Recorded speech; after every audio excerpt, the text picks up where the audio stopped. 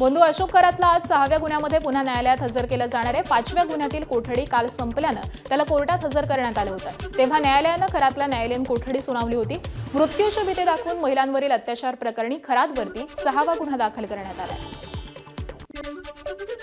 बंधू अशोक करातचे संबंधित शिर्डीतील निलेश जपेची ईडीकडून तब्बल 12 तास चौकशी करण्यात आली आहे। शिर्डीतील हॉटेल मरीगोल्ड आणि जपेच्या कोपरगावमधील घरी एकाच वेळी ईडीचं पथक हे दाखल झालं होतं। निलेश जपेचा अशोक खरातसोबत आर्थिक व्यवहार असल्याची माहिती आहे। खरात अनेक वेळा या हॉटेलमध्ये राहायचा। ईडीनं जपेच्या घरामधून आणि हॉटेलमधून अनेक कागदपत्र ताब्यात घेतली आहेत। नाशिकच्या टीसीएस प्रकरणामधील 4 संशयित आरोपींचा मध्यवर्ती कारागृहातून एसआयटीनं ताबा घेतलाय। कंपनीमधील एका कर्मचाऱ्याचं धर्मांतर केल्याप्रकरणी एसआयटीचं पथक हे तपास करणार आहे। न्यायालयाकडून ताब्यात घेण्यात आलेल्या 4ही जणांना आज कोर्टामध्ये हजर केलं जाणार आहे। टीसीएस कंपनीतील तौसिफ अत्तार, दानिश शेख, शाहरुख कुरेशी, रजा मेमन या चौघांना ताब्यात घेण्यात आलेलं असून हिंदू तरुणाचं धर्मांतर करून त्याचे फोटो, व्हिडिओ काढल्याबद्दल एसआयटी तपास करणार आहे। मुंबईच्या कुर्ला रेल्वे स्थानकामध्ये तरुणांचा जीवघेणा स्टंट करतानाचा व्हिडिओ समोर आलाय। कुर्ला रेल्वे स्थानकाच्या प्लॅटफॉर्मवरती 2 तरुण हे स्केटबोर्डिंग करत असल्याचं एबीपी माझाच्या कॅमेरामध्ये कैद झालंय आणि त्यामुळे रेल्वे स्थानकामध्ये सीसीटीव्ही कॅमेरे, सुरक्षा रक्षक तैनात असताना देखील असे प्रकार होत असल्यामुळे प्रवाशांच्या सुरक्षेचा मुद्दा हा उपस्थित होतोय। रेल्वे स्थानकावरती स्केटबोर्डिंग करताना ताबा सुटल्यास दुर्घटना देखील होऊ शकते। त्यामुळे अशा स्टंटबाजी करणाऱ्या तरुणांवरती योग्य ती पावलं उचलणं हे गरजेचं आहे।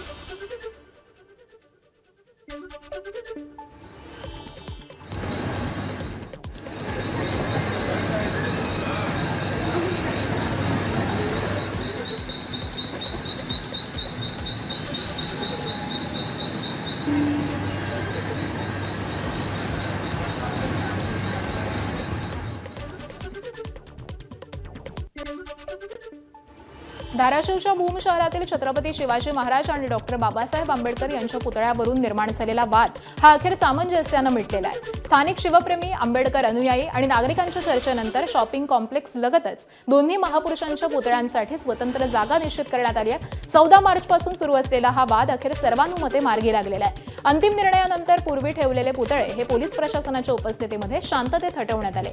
यावेळी कोणताही अनुचित प्रकार घडू नये म्हणून कडक बंदोबस्त हा देखील तैनात करण्यात आला होता। आयपीएलमध्ये हार्दिक पंड्याच्या मुंबई इंडियन्सनं घरच्या मैदानामध्ये पुन्हा एकदा निराशा केली आहे। वानखेडे स्टेडियमवरती खेळवण्यात आलेल्या साखळी सामन्यामध्ये चेन्नई सुपर किंग्सनं मुंबईचा 103 धावांनी दारुण पराभव केला। यंदाच्या आयपीएलमधला मुंबईचा हा 5वा पराभव ठरलाय। संजू सॅमसनच्या नाबाद शतकाच्या जोरावरती चेन्नईनं या सामन्यामध्ये मुंबईसमोर 208 धावांचं आव्हान ठेवलं होतं। संजूनं अवघ्या 54 चेंडूमध्ये 10 चौकार आणि 6 षटकारांसह नाबाद 101 धावा केल्यात आणि त्यामुळे चेन्नईला 20 षटकांमध्ये 6 बाद 207 धावांची मजल मारता आली आहे। यानंतर अकिल होसेन आणि नूर अहमदच्या फिरकीसमोर मुंबईच्या फलंदाजांनी अक्षरशः लोटांगण घातलं। मुंबईचा डाव हा 104 धावांमध्ये आटोपला। होसेननं 17 धावांमध्ये 4 विकेट्स घेतल्या तर नूर अहमदनं 2 विकेट्स घेतल्या।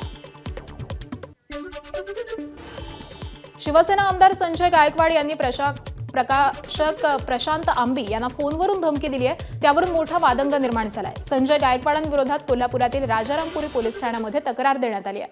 मात्र त्यावरती पोलिसांनी अजून कोणतीही भूमिका जाहीर केलेली नाहीये। दिवंगत लेखक गोविंद पानसरे यांच्या 38 वर्षांपूर्वी प्रकाशित झालेल्या शिवाजी कोण होता या पुस्तकामध्ये शिवाजी महाराजांचा एकेरी उल्लेख केला म्हणून शिवीगाळ केली होती। आता आज शिवाजी कोण होता या पुस्तकातील निवडक प्रकरणांचं कॉम्रेड गोविंद पानसरे यांच्या स्मृतीस्थळी जाहीर वाचन केलं जाणार आहे। अत्यंत अश्लील भाषेमध्ये म्हणजे एखादा आमदार अशी घाणेरडी भाषा वापरूच कसा शकतोय आणि अशा लोकांना आपण निवडून देतोय। ते मला आईवरून बायकोवरून अत्यंत घाणेरड्या भाषेमध्ये शिव्या देत होते। त्याच्यानंतर ते मला तुझी जीभ कापतो, तुला घरात घुसून मारतो अशा पद्धतीनं सुद्धा धमक्या देत होते। तरीसुद्धा मी त्यांना वारंवार हे सांगत होतो की तुम्ही पुस्तक वाचा, पण त्यांना तो पर्याय नकोसा होता कारण की त्यांना वाचनाची सवय अजिबात नसणार आहे। आणि यावरून राधाकृष्ण विखे पाटलांनी संजय गायकवाडांना सल्ला दिलाय तर विजय वडेट्टीवारांनी थेट इशाराच दिलाय।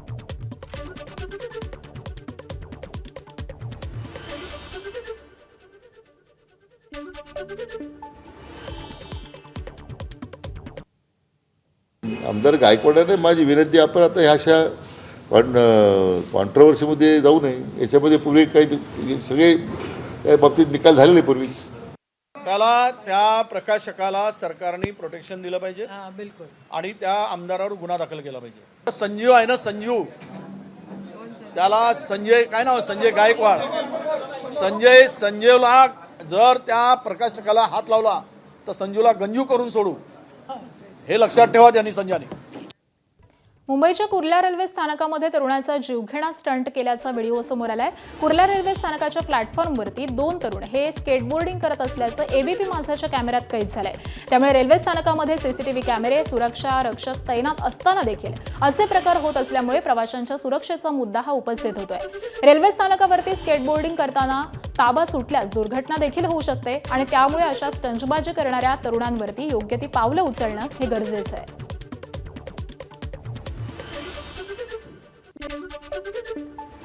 धाराशिवच्या भूम शहरामधील छत्रपती शिवाजी महाराज आणि डॉक्टर बाबासाहेब आंबेडकर यांच्या पुतळ्यावरून निर्माण झालेला वाद हा अखेर सामंजस्यानं मिटलेला आहे. स्थानिक शिवप्रेमी, आंबेडकर अनुयायी आणि नागरिकांच्या चर्चेनंतर शॉपिंग कॉम्प्लेक्स लगतच दोन्ही महापुरुषांच्या पुतळ्यासाठी स्वतंत्र जागा निश्चित करण्यात आली आहे. 14 मार्चपासून सुरू असलेला हा वाद अखेर सर्वानुमत मार्गी लागलाय. तर अंतिम निर्णयानंतर पूर्वी ठेवलेले पुतळे हे पोलीस प्रशासनाच्या उपस्थितीमध्ये शांततेत हटवण्यात आले. यावेळी कोणताही अनुचित प्रकार घडू नये म्हणून कडक पोलीस बंदोबस्त हा देखील ठेवण्यात आला होता. पुढची बातमी आहे बुलढाण्यामधून. बुलढाणा जिल्ह्यामध्ये दिवसेंदिवस रेती माफियांची मुजोरी हे वाढत असल्याचे चित्र पाहायला मिळत आहे. रेती माफियांनी नांदुरा तहसील कार्यालयामध्ये जाऊन तहसीलदार अजित जंगम यांच्यावरती जीवघेणा हल्ला केलाय. रेती माफियांनी लोखंडी रॉडनं हल्ला करत जिवंत सोडणार नाही अशी धमकी देखील दिली आणि पलायन केलं. या घटनेमध्ये तहसीलदार अजित जंगम हे गंभीर जखमी झालेले असून नांदुरा पोलिसांमध्ये गुन्हा दाखल करण्यात आलाय. तहसीलदार अजित जंगम यांनी याआधी अवैध रेती वाहतूक करताना संबंधित तरुणांच्या गाडीवरती कायदेशीर कारवाई केलेली होती आणि त्याचा राग मनात ठेवून तरुणांनी हा जीवघेणा हल्ला केल्याची माहिती मिळाली आहे. मीरा भाईंदर परिसरामध्ये अंमली पदार्थ विरोधी कारवाई करताना अंमली पदार्थ विरोधी पथकाला मोठं यश मिळालंय. भाईंदर रेल्वे स्थानकावरती कोकेनची विक्री करण्यासाठी आलेल्या विदेशी नागरिकाला पोलिसांनी अटक केली आहे. तर आरोपीकडून जवळपास 40 ते 45 लाखांचं कोकेन हे जप्त करण्यात आलंय. एक नायजेरियन नागरिक अंमली पदार्थ विक्रीसाठी भाईंदर रेल्वे स्थानकामध्ये येणार असल्याची माहिती पोलिसांना मिळालेली होती आणि त्यानुसार पोलिसांनी सापळा रचून आरोपीला अटक केली आहे. दरम्यान मीरा भाईंदर वसई विरार पोलीस आयुक्तालयामार्फत 20 ते 26 एप्रिल या दरम्यान अंमली पदार्थ विरोधी विशेष मोहीम राबवण्यात येते. या मोहिमेअंतर्गत अंमली पदार्थांची विक्री ते बाळगणं आणि सेवन करणाऱ्यांविरोधामध्ये पोलिसांकडून आक्रमक कारवाई सुरू असून अशा प्रकारच्या कारवायांना आता वेग आलेला आहे. मुंबईसह ठाणे आणि पालघर जिल्ह्यामध्ये पुढील काही दिवस तापमान वाढणार आहे. हवामान विभागाच्या अंदाजानुसार 23 ते 27 एप्रिल दरम्यान या भागामध्ये उष्णतेचा तडाखा हा वाढणार असून काही ठिकाणी हलक्या पावसाची शक्यता वर्तवली गेली आहे. आज मुंबईमध्ये हलक्या पावसाची शक्यता वर्तवण्यात आलेली असून पुन्हा उकाडा वाढणार आहे.